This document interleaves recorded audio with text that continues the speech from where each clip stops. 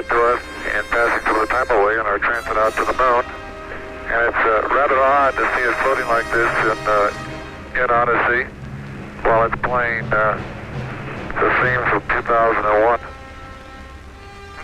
April 13th, 1970. The mood could only be described as relaxed. Apollo 13, man's fifth lunar mission. The third, scheduled to land on the moon, continued its tranquil coast. This is the crew of Apollo 13, wishing everybody there a nice evening, and we're just about ready to close out our inspection of Aquarius and get back for a pleasant evening in Odyssey. Good night. 13, we've got one more item for you when you get a chance. We'd like it to stir up your cryo tank.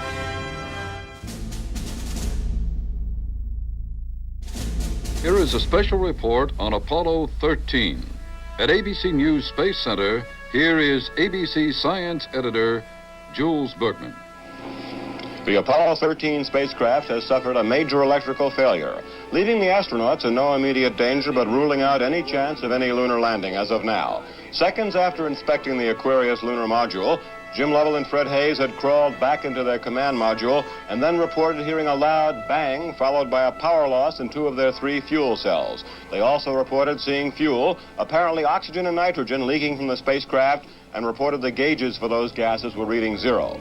And astronauts Jim Lovell, Fred Hayes, and Jack Swigert are making their way through the tunnel to the lunar module, using it as a lifeboat so they'll have electrical power for their radios on the command module. Apollo 13 is apparently also losing breathing oxygen, and the astronauts may have to use the LEM's oxygen supply. The emergency has ruled out any chance of a lunar landing and could endanger the lives of the astronauts themselves. Hi, my name's Stephen Barber.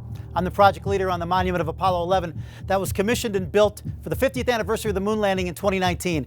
And I stand here before you in front of the brand new gold and bronze monument of Apollo 13 that was commissioned here in Loveland, Colorado by master sculptors George and Mark Lundeen along with Joey Boehner. The unbelievable and improbable mission to build the Apollo 11 monument and then directly build Apollo 13 right after that was about as improbable as the crew of Apollo 13 returning safely back to the Earth. Vanilla Fire Productions and filmmaker Stephen Barber, the visionary for these 2 monuments, literally took the mantra that failure was simply not an option. And even in the middle of a global pandemic, I was able to raise $750,000 to build the crew of Apollo 13.